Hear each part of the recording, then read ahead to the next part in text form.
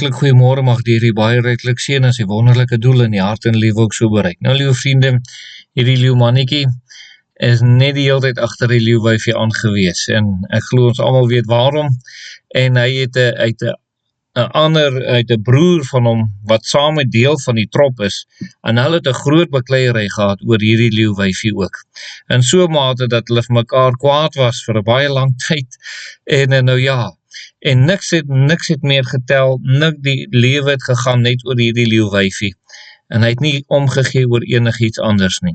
En weet jy, en ongelukkig het dit ook so in Salomo se lewe gebeur, dat Salomo het geval. Hy het nie soos sy pa, soos Dawid, in eer geëindig nie. Hy het nie in oorwinning geestelik geëindig soos wat het moes nie.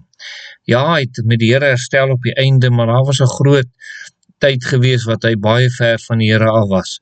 En daar's 4 dinge wat ek vir u wil noem, wat daartoe gelei het dat hy toe nou tot 'n geestelike val gekom het dan ook. Wat het gemaak dat hy dan nou geval het? En die eerste was sy liekse leefstyl. Hoofstuk 10 vers 14 tot 29 kan jy gaan lees hoe liek sy begin leef het en hoe gemaklik hy begin leef het. En jy weet, kind van die Here, een van die grootste probleme in 'n kind van die Here se lewe is baie keer beland ons op 'n plek wat ons gemaklik is, op 'n veilige plek. En dan is dit so maklik om oor te gaan in rus en nie meer ons verantwoordelikheid na te kom soos ons dit moet doen nie. Dit is so maklik om self tevrede te raak. En dan bly dinge agterweë. Ons bid dalk nie meer so ernstig as wat ons moet bid nie. Ons soek die Here nie meer so ernstig as wat ons moet doen nie. Ons is nie meer so bekommerd oor siele wat verlore gaan soos wat ons behoort te wees nie. Want ons is so selftevrede geword. En jy weet, en dit is maar een van die probleme wat in Salomo se lewe na vore gekom het. Nog 'n saak wat daar natuurlik was, is die baie vroue wat hy gehad het. 1 Konings 11 vers 1 lees ons, en koning Salomo het baie uitlandse vroue lief gehad.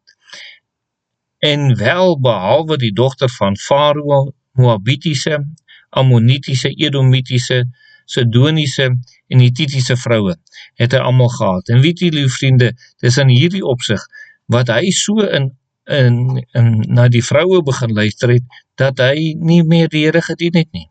Sy aandag het heeltemal weg van die Here af begin gaan.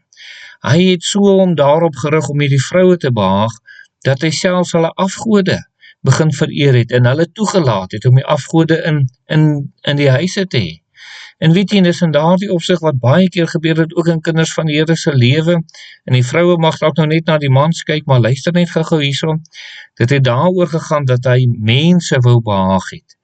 En so mag het in enige kind van die Here se lewe gebeur, dat hy so begin leef om mense te behaag. Moeders kan so begin leef om hulle kinders te behaag, dat hulle teen die Here begin sondig. Liewe vriende, mans kan so begin leef dat hulle vrouens wil behaag, of 'n vrou kan leef om 'n man te behaag, en dat hulle nie meer die Here behaag nie. En ons moet oppas vir daardie saak. Ek kan my so daarop rig om die mense by die kerk te behaag, om mense by die werk, of by die skool, of vriende te behaag, terwille van wat ook al, of het nou eer, of wat het ook al mag wees, dat ek nie meer binne die wil van die Here bly nie. Dan, lieve vriende, die derde wat gemaak het dat hy afvallig geword het, is sekerlik, hy het afvallig van die Here geword. Daar in 1 Konings 11 vers 4 staan daar, en in die tyd was Salomo se ouderdom, het sy vroue sy hart verlei agter ander gode aan, sodat sy hart nie volkome met die Here sy God was, soos die hart van sy vader Dawid nie. Jy sien, sy hart was nie meer volkome in die dinge van die Here nie. En as jy hart nie meer volkome in die dinge van die Here is nie, in die werk en die roeping van die Here waartoe jy geroep het nie, dan moet jy weet, die val kom. En daarom mag jy die Here vanoggend opnuut sê, dat jy algeheel in die werk van die Here is. En nou praat ek nie net met dominees of kerkrade of sendelinge nie, elke kind van die Here, ons die dinge wat ons vir die Here moet doen, en hy moet altyd eerste wees dan ook. En dan die laaste wat ek vir u wil noem is, hy het die seën van die Here verloor. Ja, as gevolg van hierdie keuses en lewe wat hy begin leef het die Here dit nie maar net gelos nie. Vers 14 staan daar, en die Here het vir Salomo as teestander verwerk Hadad, die Edomiet. Hy was van die koninklike familie in Edom. En liewe vriende, dis nie dat Hadad uit sy eie in opstand gekom het teen Salomo nie. Mense nou gedink het, dis dom om teen so 'n wyse man in opstand toe kom, as hy slimmer as al die kinders van die ooste in Egipte is, wat gaan jou kans wees om teen hom oorlog te voer? Maar, lieve vriende, die Here het dat opgewek. Salomo, die seun van die Here, oor sy lewe verloor. Kind van die Here, as ons die seun van die Here oor die lewe verloor, oor ongehoorsaamheid, ons kan maar ons mening sê en ons kan anders praat, maar as ons die seun van die Here verloor het, dan gaan ons sekerlik tot 'n val kom. Mag u daarvoor beywer dat u dit nooit sal verloor nie.